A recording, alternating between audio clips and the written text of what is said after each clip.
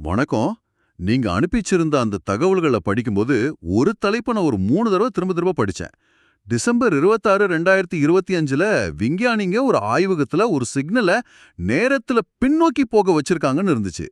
இதை நான் முதல்ல படிக்கும்போது இது ஏதோ கிளிக்பைட் நியூஸ்னு தான் நினைச்சேன். ஆனா உள்ள போய் படிக்க படிக்க இது ரொம்ப உண்மையான ஆழமான ஒரு விஷயம்னு புரிஞ்சுது. நாம இன்னைக்கு இதை பத்தி தான் ரொம்ப ஆழமா அலச போறோம். இது டைம் டிராவல் கிடையாது, ஆனா அதுக்கும் மேல இயற்பியலோட சமன்பாடுகள்ல கிட்டத்தட்ட ஒரு 50 வருஷமா ஒளிஞ்சிருந்த ஒரு உண்மையை பத்தினது. அப்போ நியூயார்க் நகர பல்கலைக்கழக விஞ்ஞானிங்க செஞ்ச இந்த சோதனையில அப்படி என்னதான் இருக்கு? நேர பிரதிபலிப்பு, அதாவது டெம்போரல் ரிஃப்ளெக்ஷன்னா என்ன? அது எப்படி சாத்தியமாச்சு? நிச்சயமா. இது மேலோட்டமா பார்க்கறப்போ ஒரு அறிவியல் செய்தி மாதிரி தெரியலாம். ஆனா இதோட தாக்கம் ரொம்ப பெரியது. பல வருஷமா இது வெறும் தியரி, அதாவது பேப்பர்ல போடுற கணக்கா மட்டும்தான் இருந்துச்சு. இப்போ முதல் முறையா டாக்டர் ஹதீம் மூசா தலைமையிலான குழு இதை நிஜமா செஞ்சு காட்டியிருக்காங்க.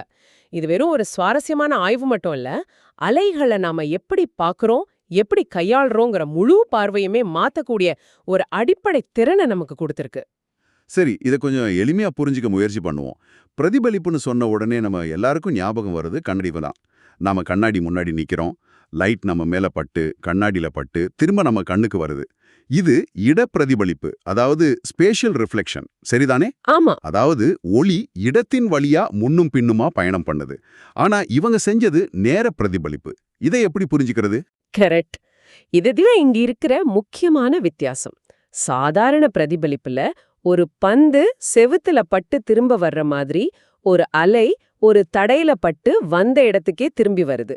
ஆனா இந்த நேர பிரதிபலிப்புல அந்த அலை ஒரு தடைய தாக்கும்போது அது இடத்துல திரும்பி வராம அது வந்த பாதையிலேயே காலத்துல பின்னோக்கி பயணிக்க ஆரம்பிக்குது. ஓ! அதாவது அந்த அலையோட ஒரு பகுதி அதோட கடந்த காலத்துக்குள்ளேயே பயணம் பண்ணுது. இது கேக்குறதுக்கே ஏதோ சினிமா மாதிரி தான் இருக்கும். ஆமா, கண்டிப்பா. ஆனா 1960கள்லயே கணித ரீதியா இது சாத்தியம்னு இயற்பியலாளர்களுக்கு தெரியும். இப்போதான் அதை செஞ்சு பார்க்குற தொழில்நுட்பம் நம்ம கைக்கு வந்திருக்கு. இங்கதான் எனக்கு ரொம்ப ஆச்சரியமா இருக்கு. நேரத்துல பின்னோக்கி ஒரு சிக்னல் அனுப்புறதுக்கு ஏதோ பெரிய துகள் முடுக்கி இல்லனா பல பில்லியன் டாலர்ல ஒரு பெரிய லேப் தேவைப்படும் நான் நினைச்சேன். ஆனா இவங்க இதை எப்படி சாத்தியமாக்குனாங்க? அதுதான் இந்த சோதனையோட அழகு. அவங்க மெட்டாமெட்டீரியல்னு ஒரு சிறப்பு பொருளை பயன்படுத்தினாங்க. இது ஏதோ இயற்கையில கிடைக்கிற பொருள் கிடையாது, நாம உருவாக்குனது. எளிமையா சொல்லணும்னா இது மின்தேக்கிகளோட இணைக்கப்பட்ட அதிவேக மின்னணு சுவிட்சுகள் நிறைஞ்ச ஒரு உலோகப்பட்டை. ஓகே. இத வெறும் ஒரு பொருள்னு பாக்குறத விட நாம நம்ம தேவைக்கு ஏத்த மாதிரி நிரல்படுத்தக்கூடிய ஒரு வெளிநேர அமைப்புன்னு சொல்லலாம். அதாவது இயற்கையில இல்லாத குணாதிசயங்களை நாம இதுக்குள்ள உருவாக்க முடியும். சரி, அப்போ அந்த மெட்டா மெட்டீரியலை வச்சு என்ன பண்ணாங்க? அவங்க ஒரு மின்காந்த அலைய அந்த உலோகப்பட்டை வழியா அனுப்புனாங்க. அந்த அலை அதுக்குள்ள போயிட்டு இருக்கும்போதே திடீர்னு ஒரு நொடிக்கும் குறைவான நேரத்துல அந்த பொருளோட மின்காந்த தடைய இரட்டிப்பாக்குனாங்க. மின்காந்த தடைனா அது கொஞ்சம் புரியுற மாதிரி சொல்ல முடியுமா? கண்டிப்பா. இதை இப்படி கற்பனை பண்ணிக்கோங்க. நீங்க ஒரு நீச்சல் குளத்துல இருக்கிற அமைதியான தண்ணியில ஒரு சின்ன அலைய உருவாக்குறீங்க. அது மெதுமா போயிட்டு இருக்கு. இப்போ திடீர்னு கண் சிமிட்டுற நேரத்துல அந்த தண்ணி முழுக்க கெட்டியான தேனா மாறிடுச்சுன்னா என்ன ஆகும்? அந்த அலை தடுமாறும், வேகம் குறையும். கரெக்ட். அந்த திடீர் மாற்றம், அதாவது இந்த ஊடகத்தோட தன்மையில ஏற்படுற அந்த மாற்றம் தான் இங்க தடைன்னு சொல்றோம். தண்ணி தேனா மாறும்போது அந்த அலை தடுமாறும் இல்லையா? அதே மாதிரி தான் இங்கேயும். அந்த பொருளோட மின்காந்த தடைய திடீர்னு மாத்தும்போது அது ஒரு கால எல்லைய, அதாவது டெம்பரல் பவுண்டரிய உருவாக்குது. அந்த எல்லைய தாக்கும்போது தான் அந்த மேஜிக் நடக்குது. ஒரு நிமிஷம் இல்லைங்க. ஒரு அலை தன்னைத்தானே ஒரு நகல் எடுத்து காலத்துல பின்னோக்கி போகுதுன்னு சொல்றீங்க. இது இது இயற்பியலோட அடிப்படை விதிகளை மீறுற மாதிரி இல்லையா? உதாரணமா வெப்ப இயக்கவியலின் 2ஆம் விதியை இது மீறாதா? இந்த பின்னோக்கி போற நகலுக்கு ஆற்றல் எங்கிருந்து கிடைக்குது? சும்மா ஒண்ணுமே இல்லாம ஒரு ஆற்றலை உருவாக்க முடியாதே. ரொம்ப நல்ல கேள்வி. இதுதான் பலருக்கும் வர முதல் சந்தேகம். இங்க எந்த விதியும் மீறப்படல. ஆற்றல் எங்கிருந்தோ புதிதா உருவாக்கப்படல. அந்த அலை கால எல்லைய தாக்கும்போது அதோட ஒரு பகுதி தான் நேரத்துல பின்னோக்கி போகுது, இன்னொரு பகுதி தொடர்ந்து முன்னோக்கி போகுது. ஓ, ரெண்டா பிரிதா? ஆமா. ஆனா இந்த இரண்டு அலைகளோட அதிர்வெண்ணும் மாறிடுது. அதாவது உள்ளே போன அசல் அலையோட ஆற்றல் இந்த இரண்டு புதிய அலைகளுக்கும் பிரிச்சு கொடுக்கப்படுது. ஆற்றல் சமன்பாடு இங்க சரியா வேலை செய்யுது. அது மட்டும் இல்லாம இந்த சோதனை முழுக்க ஒரு கட்டுப்படுத்தப்பட்ட அமைப்புக்குள்ள நடக்குது. ஆய்வகத்துக்கு வெளிய நேரம் வழக்கம் போல முன்னேக்கி தான் போயிட்டு இருக்கு. அப்போ பிரபஞ்சத்தோட விதிகளை இது எந்த வகையிலையும் மீறல. சத்தியமா மீறல. இதுக்கு மிக முக்கியமான தேவை என்னன்னா, அந்த மெட்டாமெட்டீரியல்ல இருக்கிற எல்லா சுவிட்ச்களும் ஒரே நேரத்துல துல்லியமா மாறணும். ஒரு சின்ன நேரப்பிழை ஏற்பட்டா கூட இந்த விளைவு நடக்காது. அப்போ என் மனசு உடனடியா இதோட பயன்பாடுகளுக்கு தாவுது. ஒரு சிக்னலை இப்படி பின்னோக்கி அனுப்ப முடியும்னா இது வயர்லெஸ் கம்யூனிகேஷன்ல ஒரு அன்டு பட்டன் மாதிரி செயல்படுமா? அந்த திசையில தான் இது போகுதா? ஒரு விதத்துல அப்படி சொல்லலாம். இது வெறும் ஒரு தத்துவார்த்த வெற்றி மட்டும் இல்ல. இந்த செயல்பாட்டின் போது அதிர்வெண் மாற்றம், அதாவது ஃப்ரீக்வன்சி டிரான்ஸ்லேஷனுங்கிற ஒரு முக்கியமான விஷயமும் நடக்குது. அதாவது ஒரு சிக்னலோட அதிர்வெண்ணை நம்பால மாத்த முடியுது. இது தகவல் தொடர்பு தொழில்நுட்பத்துல பல புதிய கதவுகளை திறக்கும். உதாரணமா? தேவையற்ற இரைச்சல்களை நீக்கிறதுக்கு மேம்பட்ட வடிப்பான்களை உருவாக்குறதுன்னு பல விஷயங்கள் சாத்தியமாகும். நாம இதுவரைக்கும் அலைகளை இடத்தின் வழியா மட்டும்தான் கட்டுப்படுத்திட்டு இருந்தோம். இப்ப முதல் முறையா ஆற்றல் கால பரிமாணத்துல எப்படி பாயுதுங்கிறதையும் நம்மால வடிவமைக்க முடியும். இது கேட்கவே ரொம்ப ஆச்சரியமா இருக்கு. இது ஒரு புதிய கருவி பெட்டியை திறக்கிற மாதிரி இருக்கு. ஆமா, ஆராய்ச்சியாளர்கள் இப்போ கால குழிகள், அதாவது டெம்பரல் கேவிட்டிஸ்ங்கிற ஒரு விஷயத்தை ஆராய்ந்து வராங்க. கால குழிகளா? ஆமா, அதாவது இரண்டு கால எல்லைகளுக்கு நடுவுல ஒரு சிக்னலை சிக்க வச்சு அத நேரத்திலேயே முன்னும் பின்னுமாக பிரதிபலிக்க வைக்கிறது. இது நாம இதுவரைக்கும் பாத்திராத குறுக்கீட்டு விளைவுகளை உருவாக்கும். இது இயற்பியலாளர்களுக்கு கேட்க சுவாரஸ்யமா இருக்கலாம். ஆனா உதாரணமா டெலிகாம் துறையில வேலை செய்யற நம்ம நேருக்கு இது ஏதோ தேவையில்லாத ஒரு பிரச்சனைக்கு தீர்வு கண்டுபிடிக்கிற மாதிரி தோணலாம். அடுத்த 5 வருஷத்துல இதனால தீர்க்கப்படக்கூடிய முதல் நிஜ உலக பிரச்சனை எதுவா இருக்கும்? ரொம்ப நடைமுறைக்கு உகந்த கேள்வி. உடனடி பயன்பாடுன்னு பார்த்தா சிக்னல் சிதைவை தடுக்க இது உதவும். சிக்னல் சிதைவு, சிக்னல் டீக்ரேடேஷன். ஆமா, ஒரு சிக்னல் ரொம்ப தூரம் பயணிக்கும் போது அது சிதறி அதோட வடிவம் மாறிடும். இந்த நேர பிரதிபலிப்பு நுட்பத்தை பயன்படுத்தி அந்த சிதைந்த சிக்னலை அதோட அசல் வடிவத்துக்கு, அதாவது அது அனுப்பப்பட்ட போது எப்படி இருந்துச்சோ அதே மாதிரி துல்லியமா மாத்த முடியும். இது 6G மற்றும் அதற்கு அடுத்த தலைமுறை நெட்வொர்க்குகள்ல சிக்னல் தரத்தை அம்சமா மேம்படுத்தும். ஓஹோ. இன்னொன்னு அல்ட்ரா செக்யூர் கம்யூனிகேஷன். ஒரு சிக்னலை நேரத்துல மாற்றி அனுப்புறதுனால அதை யாராலையும் ஒட்டு கேட்கவோ குறிவிறக்கவோ முடியாது. நீங்க முன்னாடி சொன்னீங்க இந்த கொள்கைகள் மின்காந்த அலைகளுக்கு மட்டும் அல்ல, ஒளி அலைகள், இயந்திர அலைகள், ஏன் குவாண்டம் அமைப்புகளுக்கும் கூட பொருந்தோன்னு. குவாண்டம் அமைப்புகள்னு நீங்க சொன்னதுதான் இப்ப நடக்கிற மத்த பெரிய தொழில்நுட்ப முன்னேற்றங்கள் என் நினைவுக்கு வருது. குவாண்டம் கம்ப்யூட்டிங், செயற்கை நுண்ணறிவு வச்சு புரதங்களோட மடிப்புகளை கணிக்கிறதுன்னு பல விஷயங்கள். இந்த நேர பிரதிபலிப்பு கண்டுபிடிப்பும் தனியா நடக்கல. எல்லா முன்னேற்றங்களும் ஒரே நேரத்துல ஒன்று சேர்ற மாதிரி ஒரு உணர்வு வருது. நீங்க சரியான ஒரு புள்ளிய பிடிச்சிருக்கீங்க. இதுதான் நாம கேட்க வேண்டிய மிக முக்கியமான கேள்வி. இந்த கண்டுபிடிப்புகள் தனித்தனியா பார்க்கறத விட ஒன்னோடொன்னு சேரும்போதே என்ன நடக்கும்னு பார்க்கணும். இவை சாதாரணமாக கூடுவதில்லை, பெருகுகின்றன. தே கம்பவுண்ட். கால பரிமாணத்துல அலைகளை கட்டுப்படுத்துற தொழில்நுட்பம், செயற்கை நுண்ணறிவு மூலமா வடிவமைக்கப்பட்ட புதிய பொருட்கள், குவாண்டம் தொழில்நுட்பங்கள், இதெல்லாம் இணையும் போது ஒரு தலைமுறைக்கு முன்னாடி மாயாஜாலம்னு நினைச்ச விஷயங்கள் எல்லாம் சாத்தியமாகும். இதுக்கு ஒரு உதாரணம் சொல்ல முடியுமா? இந்த தொழில்நுட்பங்கள் இணையறதுனால என்ன மாதிரி ஒரு புதிய திறன் உருவாகும்? யோசிச்சு பாருங்க. செயற்கை நுண்ணறிவு இந்த நேர எல்லைகளை நிகழ்நேரத்துல கட்டுப்படுத்த கத்துக்க முடியும். அப்படி செஞ்சா ஒரு மேம்பட்ட உருமறைப்பை உருவாக்கலாம். உருமறைப்பா? கேமஃப்ளாஜ்? ஆமா, அது ஒரு பொருளை இடத்திலிருந்து மட்டும் மறைக்காது. ஒரு சிக்னல் அந்த பொருள் மேல பட்டு திரும்புற நேரத்தை மாற்றி அதை நேரத்திலிருந்தே மறைச்சிடும். அதாவது ரேடார் மாதிரியான கருவிகளுக்கு அந்த பொருள் அங்க இருக்கிறதே தெரியாது. வா. இன்னொரு உதாரணம், இந்த நேர பிரதிபலிப்ப குவாண்டம் சென்சார்களோட இணைச்சா நாம இதுவரைக்கும் அளக்கவே முடியாத அளவுக்கு மிக நுண்ணிய அளவீடுகளை எடுக்க முடியும். நாம இப்போ என்ன கத்துக்கிட்டு இருக்கோம்னா, இடம், காலம், ஆற்றல், தகவல்னு யதார்த்தத்தோட அடிப்படை கூறுகளை எப்படி நிரல்படுத்தி நம்ம கட்டுப்பாட்டுக்கு கொண்டு வரதுன்னு தான். அப்போ இந்த உரையாடல்ல இருந்து நாம எடுத்துக்க வேண்டிய முக்கிய விஷயங்களை ஒரு தடவை தொகுத்து பார்க்கலாம். முதல்ல, நேர பிரதிபலிப்புங்கிறது இனிமே வெறும் தியரி இல்ல, அது ஒரு நிரூபிக்கப்பட்ட உண்மை. சரிதான். ரெண்டாவது, அலைகளை கால பரிமாணத்துல கையாளும் ஒரு புதிய சக்தி வாய்ந்த திறனை நாம அடைஞ்சிருக்கோம். கடைசியா, இது தனியா நடக்கிற ஒரு விஷயம் இல்ல, இது பல தொழில்நுட்பங்கள் ஒரு சேர வளர்ந்து வர்ற ஒரு பெரிய புரட்சியோட ஒரு முக்கியமான அறிகுறி. ஆமா. இது உங்களுக்காக என்ன அர்த்தம்னு புரிஞ்சுக்கிறது தான் முக்கியம். இது வெறும் ஒரு இயற்பியல் ஆய்வு செய்தி அல்ல. தொழில்நுட்பத்துல ஒரு பெரிய அலை வரப்போகுதுங்கிறதுக்கான முதல் சமிக்ஞை இது. நெறைய பேர் இந்த மாரி மாற்றங்கள் தன்னோட துறைய பாதிக்கிற வரைக்கும் காத்திருப்பாங்க. ஆனா, இப்பவே இத கவனிச்சு, இது எப்படி சாத்தியமானத மாற்றுது, முன்னாடி முடியாதது இப்போ என்ன முடியும், நீ யோசிக்கிறவங்க தான் அடுத்த 10 ஆண்டுகளை தீர்மானிப்பாங்க. இதோட தாக்கம் எந்த அளவுக்கு இருக்குன்னு ஒரு உதாரணம் சொல்ல முடியுமா? இதோட உண்மையான தாக்கத்த ஒரு உதாரணத்தோட சொல்றேன்.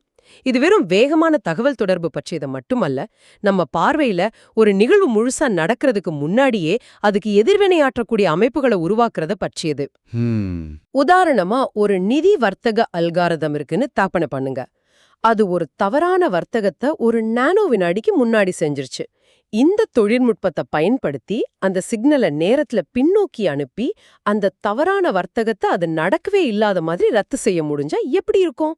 அந்த மாதிரியான ஒரு பார்வை மாற்றத்தை தான் நாம இங்க பேசிட்டு இருக்கோம். இது உண்மையிலேயே சிந்திக்க வைக்குது. இந்த உரையாடலை ஒரு கேள்வியோட முடிக்கலாம்னு நினைக்கிறேன்.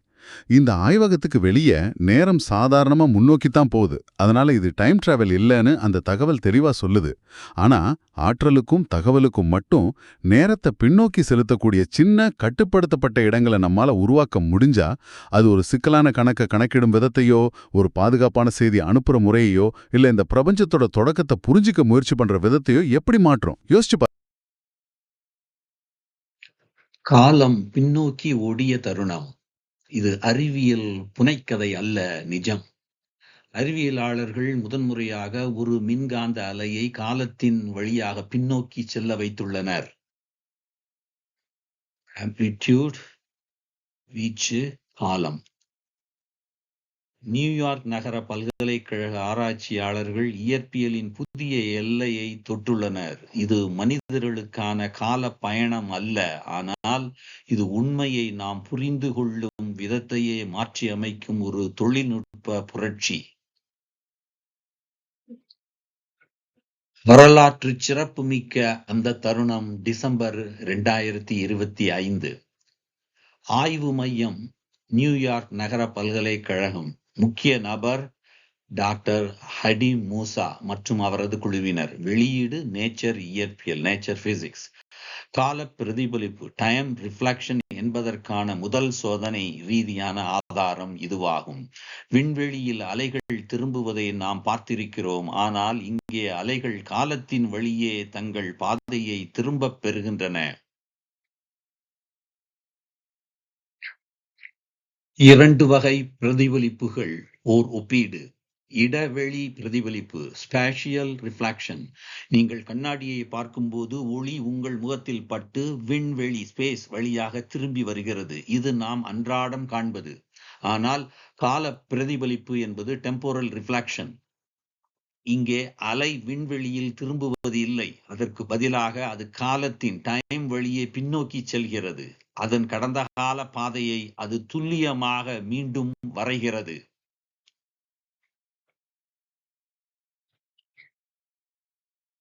ஐம்பது ஆண்டு கால காத்திருப்பு முடிவுக்கு வந்தது 1960, 2025.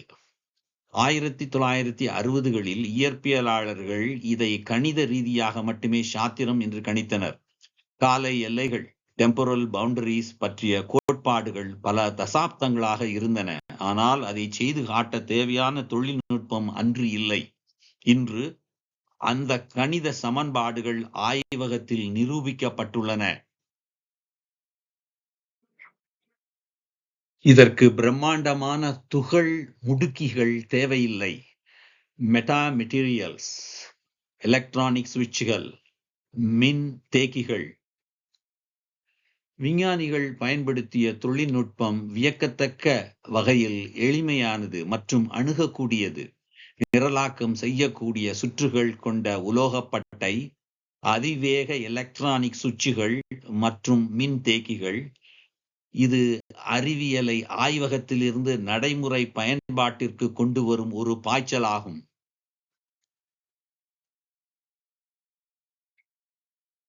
கால எல்லை எவ்வாறு உருவாக்கப்பட்டது? 1. தூண்டுதல். மின்காந்த மின்மறுப்பை திடீரென இரட்டிப்பாக்கினர். மின்காந்த அலை, நேரியல் ஓட்டம். 2. எதிர்ப்பு. இது மின்சார ஓட்டத்திற்கு ஒரு திடீர் தடையை அல்லது காலச்சுவரை உருவாக்கியது. 3. விளைவு. இந்த சுவற்றில் மோதிய அலை சிதறாமல் தனது காலப்பாதையில் பின்னோக்கி பயணிக்க தொடங்கியது.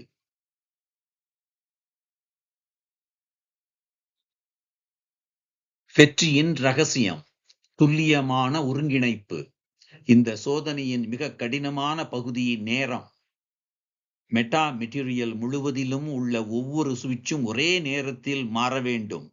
நேரத்தில் ஒரு சிறிய தவறு ஏற்பட்டாலும் இந்த விளைவு மறைந்துவிடும். ஆனால் அவர்கள் அதை துல்லியமாக சாதித்தனர்.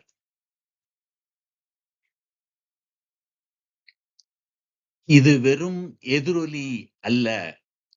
உள்ளீடு சமிக்ஞை, கால இடைமுகம், கால பின்னோக்கிய சமிக்ஞை, டைம் ரிவர்சல் சிக்னல். சாதாரண எதிரொலியில் அலைகள் சிதறுகின்றன, ஆனால் வலுவிழக்கின்றன. ஆனால் இதில் அலையின் ஒரு பகுதி காலத்தால் பின்னோக்கி சென்று தன்னுடைய முந்தைய வடிவத்தின் சரியான நகலை உருவாக்கியது. இது மீண்டும் மீண்டும் செய்யக்கூடிய கட்டுப்பாடான சோதனை முடிவாகும். புதிய சாத்தியம் 1. அலை வரிசை மாற்றம். இந்த தொழில்நுட்பம் சிக்னல்களை மின்காந்த நிறமாலையின் வெவ்வேறு புள்ளிகளுக்கு மாற்ற அனுமதிக்கிறது. பயன்பாடுகள் ஸ்பெக்ட்ரம் இன்ஜினியரிங், தகவமைப்பு வடிப்பான்கள் மற்றும் புதிய வகை தகவல் தொடர்பு முறைகள்.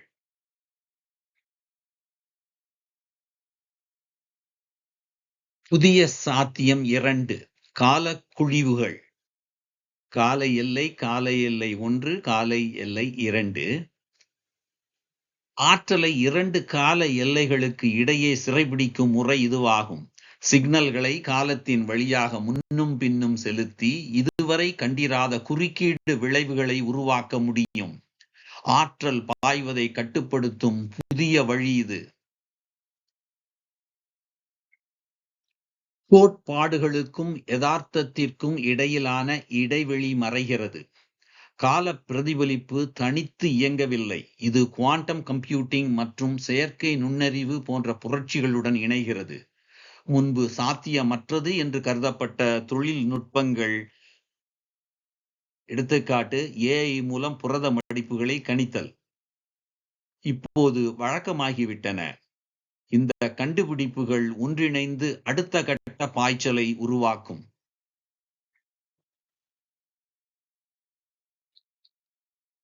எதிர்கால தொழில்நுட்பங்கள். Computing and 6G. ஒளியியல் சிப், போட்டானிக் சிப்.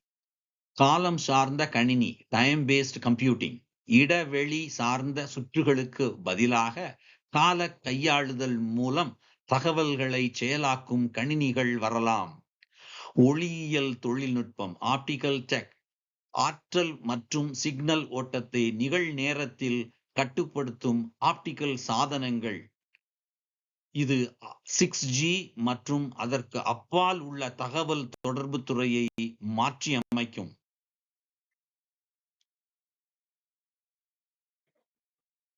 முதல் நகர்வின் நன்மைகள். இடம், காலம், ஆற்றல் மற்றும் தகவல் ஆகியவை இப்போது மென்பொருள் போல மாற்றி அமைக்கக்கூடியவையாக மாறி வருகின்றன.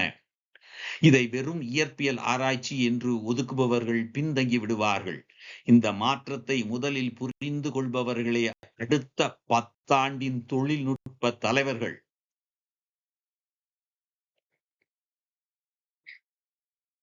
எதிர்கால பாதை.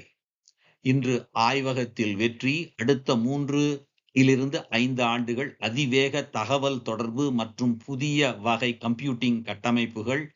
10 ஆண்டுகளுக்கு மேலாக கற்பனைக்கு அப்பாற்பட்ட திறன்கள் உருவாகும்.